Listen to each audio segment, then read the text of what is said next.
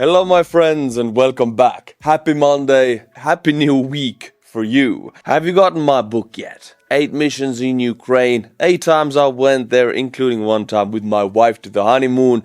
You will find out everything in here. Go and check it out. There's many things I couldn't talk about in a video or I couldn't show because maybe they're too this or too that. But you can read about it. Go and get it, my friends. We begin with a huge Russian meatball. I kid you not, this is not a Swedish meatball. This is not an Italian meatball. It is a Russian meatball. You can see it, that he's truly a magnificent beast of a man. Trying to ride this Chinese, whatever that is. I'm guessing it's Chinese. He's a meat assaulter because they ride these kind of bikes into meat assaults. And this guy has a lot of meat to assault the Ukrainians with. All puns are intended. Look at that beast. This one is there to soak up Ukrainian drones and bullets. And I guess he's very effective because his body will be absorbing many drones and bullets because he has the capacity for it. They would just be absorbed into the flesh without even blinking an eye. The new terror weapon of Russia, right here. But in all seriousness, my friends, yesterday, the 11th of January, the war, Russo Ukrainian war, had officially lasted longer than the Great Patriotic War, which is the war that the Russians call the Second World War, that part when the Germans invaded the Soviet Union. So now Russia has failed to bring down Ukraine faster than the Soviet Union brought down Germany with the help of allies. This is a massive failure and a massive debate for the Russian military bloggers who now talk about it online, and they are salty, very salty, so salty your soup would be inedible. I'll bring you one of Russian propagandists and military bloggers, Kalashnikov, and he says, "We can do it again. It's a failure." So the Ukrainian war has now lasted longer than the Great Patriotic War. It's safe to say the long-standing propaganda slogan, "We can do it again," has certainly failed. You can't. In the 5th year of the trench warfare in Ukraine, both the leadership and the top command centers and civilian and military are intact. The bridges across Dnieper and major railway junctions are intact. We're talking about the Ukrainian ones. And our infantry is forced to pay with their bodies. And we just looked at one of the instances where the body was really big, so you can pay a big price. A pig price, pun intended. People versus drones for their slow advances. All of this is already leading to irreversible upheavals within the Russian Federation after the war. My heart is very heavy, but not too heavy, because if it was too heavy, it'd be flying out of the window. I hope the heart gets heavier. I'm restraining my emotions as best as I can. It's already clear that the US and China will reap all the benefits of this war, while the Russians are left with blood, ruin, and losses. This is undoubtedly outplaying everyone and triumph of foreign policy. Yes, China is very openly now playing around with the narrative that they want the Far Eastern territories of Russia. We're talking about Sakhalin and some other very resource-rich territories where Chinese immigrants and foreign workers are already a majority in the Russian Federation. In certain areas, Chinese people are a majority. Can you imagine this situation? Well, this Russian blogger has over 150,000 followers, and this is his public opinion that they are losing. I have shared this opinion for the last 4 years. I'm glad the Russians now start to understand it finally. Another great summary of this, because this, for me and you in the West, Second World War started on 1st of September 1939 when Germany invaded Poland. For the Soviet Union, the Great Patriotic War, this is the religion in Russia right now. It's not Orthodox Christianity, it's not, whatever you might think it is a death cult of the Great Patriotic War. The victory day of 9th of May. In Europe, the Europe Day is 8th of May, because for us the Second World War ended on the 8th of May, but the news reached the steps of the Horde in the 9th of May, so they took that day. That is the most holy day in Russia. It is their religion. So when this Russo-Ukrainian war lasts longer than the Great Patriotic War, It's bad. It's really bad. Russia's full-scale war against Ukraine, which Moscow started on 24th of February, lasts now exactly as long as the German-Soviet war in World War II, exactly 1,418 days. This is such a big hit for the Russians, much more than we would understand in the West, because we don't have that death cult that they do about the eternal flames of the heroes of the Second World War, where Stalin basically sent people to their deaths. The economic losses from lost markets, especially Europe, will have far worse impact. In turn, Russia has become absolutely dependent on China and is particularly reduced to be an economic vassal of Beijing. Politically, the Russian invasion has only been a nightmare for Moscow. Azerbaijan, Armenia, Syria, Venezuela, Sudan, and now Iran are all countries where Russia lost almost all of its influence. Parallelly, Sweden and Finland joined NATO. So, if you look at the grand picture over the last 4 years, going up to 5 soon, the grand picture, not what village was taken by the Russians or which kilometers were advanced, the big global picture. Russia has lost its influence abroad massively. They're struggling economically. NATO has expanded and Europe has woken up, putting in massive weapons orders. Who is winning this war, my friends? I'm asking you. Put it in the comments. The fact that it lasts longer, this war lasts longer than the Great Patriotic War for the Russians, makes Russian people, ordinary people, ask some very uncomfortable questions. I will demonstrate it to you. It is very dangerous for a Russian to think like that, because might be flying out of the window. Check it out. Russian Telegram chatter, I bring it to you. Let's play around with some numbers from open sources. 2023, 540,000 contract soldiers recruited. Shoigu said that in an interview with DICE, February 20th, 2024. 2024, 440,000 recruited. This is said by Medvedev. 2025, 400,000 soldiers recruited, again said by Medvedev. Here we can add mobilized, at least 300,000, PMC employees, prisoners, which were about 50,000, military personnel with contracts concluded before the second military district, at least 700,000, conscripts, and some of them were deployed to the special military operations zone. And here is the question. It's a very dangerous question to ask in Russia, because gravity is strong. It will pull you out of the window. If there are 700,000 people on the front right now, Putin said that on the direct line in 19th of December 2025, and we haven't had any unit rotations and none are expected, then where are all these people? Where are all these troops who are mobilized? Russians are beginning to ask it. I have told you many times, I've said it, I've showed it to you for the last 4 years in every one of my videos. They're dead. They're casualties. Russia has taken 1.2 million casualties. That's KIAs and wounded, summarized. But they are taken out of action. Some of them taken out of workforce in the future because they don't have arms or legs. They're just taken out of anything. They cannot maybe work in the future. They cannot fight. They're casualties. That's the answer. I know it. You know it. But when the Russians are starting to ask these kind of questions, I mean, you cannot throw them all out of the window. Can you? I don't want to jinx anything. Putin can do it if he wants to, but it's a very dangerous ground mentally to be on, to think about that. Alright, something more simple. Let's see where these guys actually are. He asked a question, or she, I don't know. I'll answer to you just in a video. Check it out. Since Russia is lacking manpower right where they are, nobody knows. They are recruiting heavily from Africa, from third world countries. For example, this video just showed up. Look at them. Look at them singing and being so happy. These guys are just going on a meat assault and the Russian is filming them. Oh, look how many of them are single use. He uses the word single use. They're singing. They're happy. Now they will go to positions, they will sing in a different way.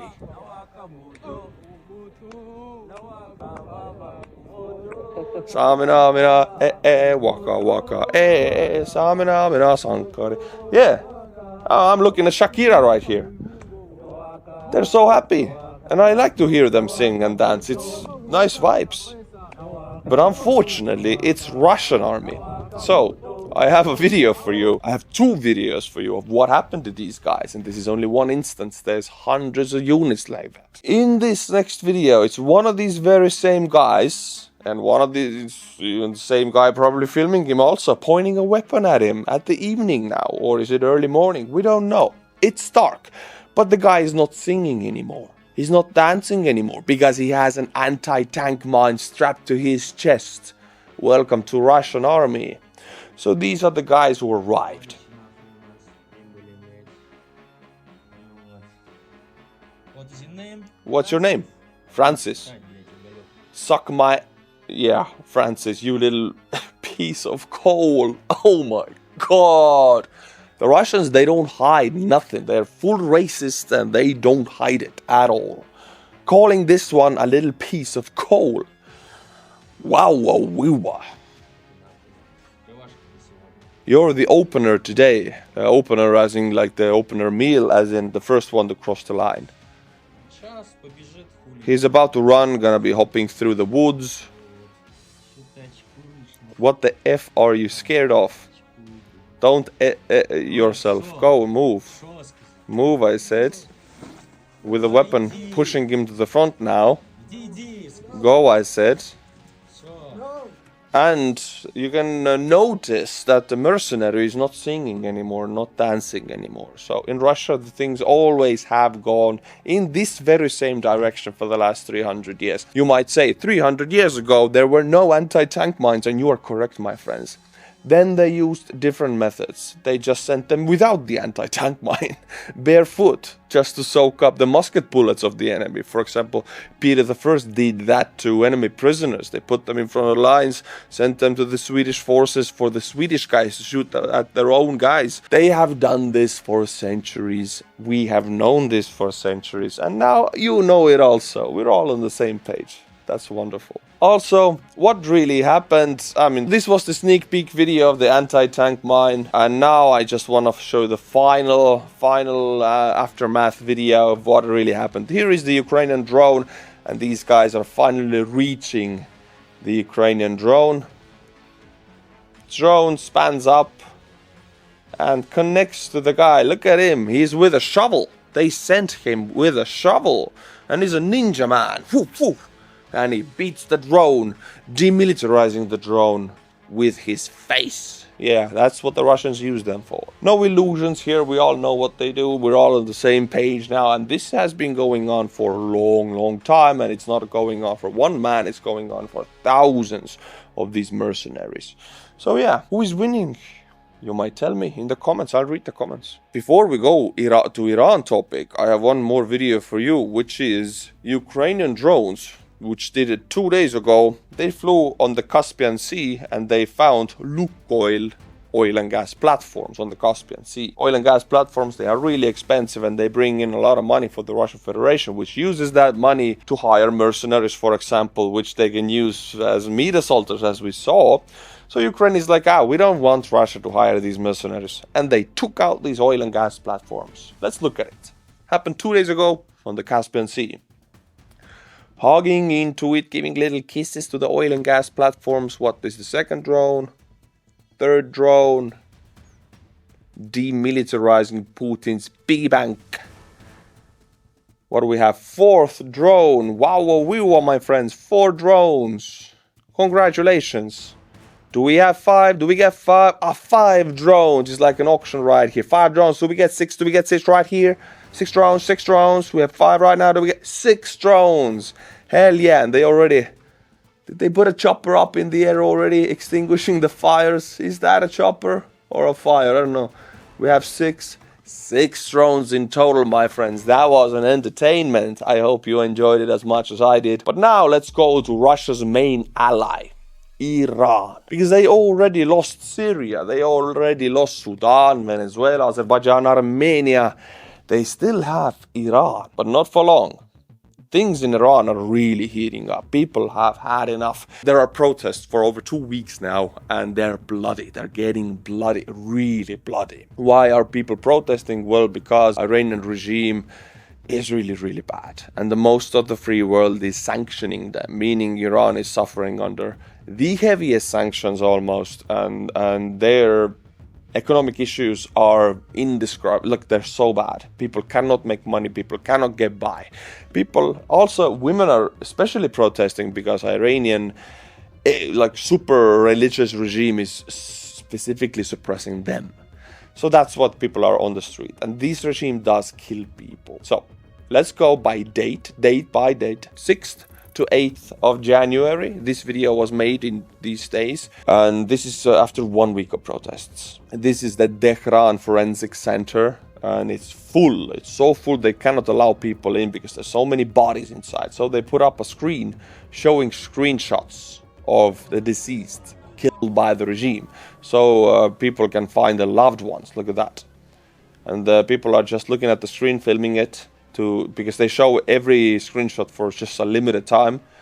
It's just a fast method of identifying your loved ones, and these are all killed by a regime, by live fire. They started using live ammunition on the protesters on 6th to 8th of January in that time span.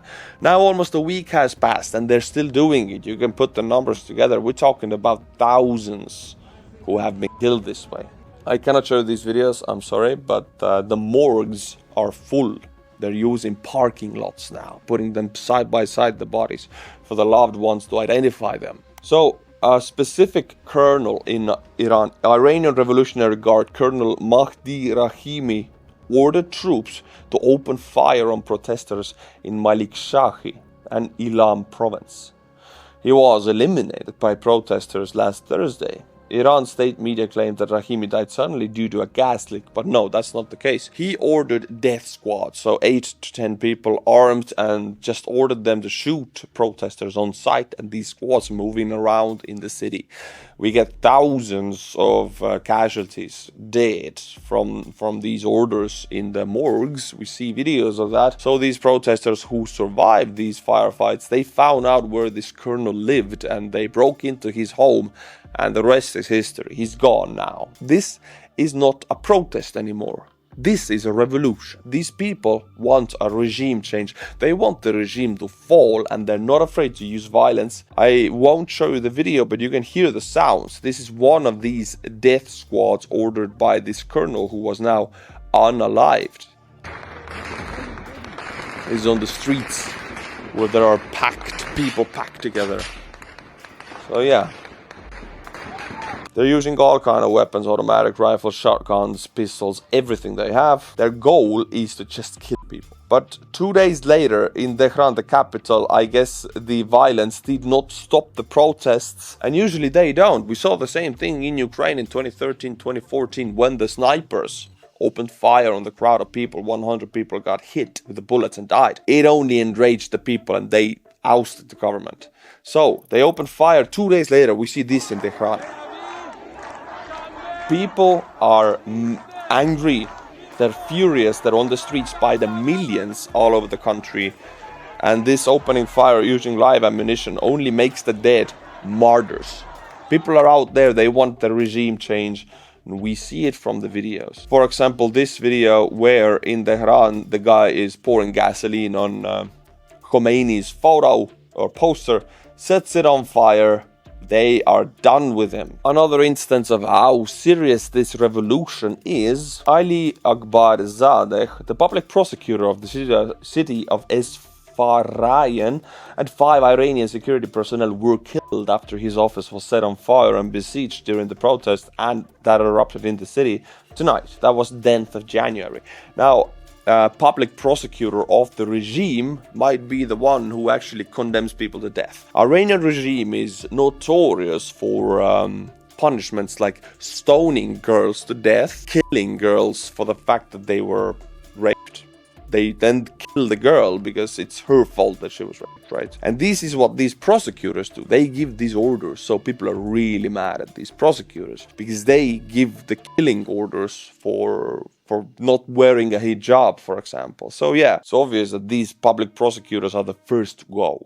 We now go to the city of Shahi, where there was an instance of protesters getting their hands on bulldozers and bulldozing bulldozing regime governor's office, as well as Qasem Soleimani's statue. So they are bulldozing these houses where the regime officials live and work, and the statues, they are erasing the regime as fast as they can.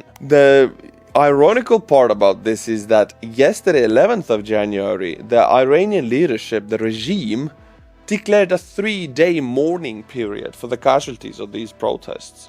I mean, this leadership, look at this dude in the middle, the Khomeini right here. He was the one who ordered usage of live ammunition, who ordered the crackdowns on these protests by force, resulting in thousands of dead. And now he orders a 3-day mourning period for the dead. Because what they push, the narrative that Iranian propaganda now pushes, the regime propaganda, is that all of the ones who are killed and all of the ones who are revolting on the streets are paid by the United States and Israel. They're not Iranian people out there for their benefit, for their own people benefit. They are United States and Israel controlled. So that's the dead are like casualties of Israeli meddling in Iran. Like, they are pushing an insane narrative on the people, and they are declaring a mourning period. It's a very much Russian handwriting of 180ing an information, just the complete opposite. I get why these guys are friends. 11th of January yesterday was the last time we got massive amounts of videos out of Iran, and before that we got videos almost every day. But now 12th, we don't get almost nothing because they switched on, the regime switched on military jammers. They are jamming everything. It's a complete blackout. And yes, I mean Starlink.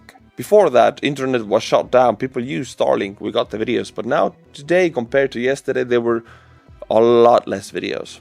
Because they're using military-grade jammers to jam bigger cities. Full blanket of noise. Nothing gets in or out. Here is a photo of protesters burning mosques. And they do that all across Iran. Because people in the West don't sometimes understand this. They are burning mosques here, and why Zelensky is arresting Russian Orthodox priests. They say the Russian propaganda narrative pushes that it's a pogrom or bullying of Russian church influentials. But no, Iran and Russia both use religious systems as an intelligence organization. For Russia, Russian Orthodox Church is under FSB. For Iran, the mosques and the religious officials are like an intelligence arm of the regime. So it's not about religion at all in both of these countries. It is a weapon to terrorize people. This is why people immediately burn mosques when the revolution starts. This is why Zelensky ordered the prosecution of Russian Orthodox Church priests, because they literally work for the FSB. Protesters are marking the houses of the regime officials, and they are writing texts on it. You suppress us in the streets with violence, but we will come for your families and deal with you soon. So yeah, these are serious threats, and things are escalating there really quickly. This is it for today, my friends, but I want to leave you with something more positive. So, of course, I chose an explosion, because now we got another angle from Venezuela. This is Russian Buk anti-air defense system, and it's struck by United States. Boom! Freedom exported. Yeehaw! That's why you don't get free healthcare in the US and free education, because this is happening, and it's beautiful, honestly. Look at that. Yeah, I mean, that's a good way to end the video, right? It is. Thank you for watching, my friends. Thank you for being with me. I'll be back for you on Wednesday. In the meantime, go and read my book, 8 Missions in Ukraine. The link is in the description below. Everything you need to know about what we did in Ukraine. I say we because you guys all funded this. I think you want to know where your money went. Well, it's right here. Go and get it. Until my next video, my friends, Slava Ukraini, and bye-bye.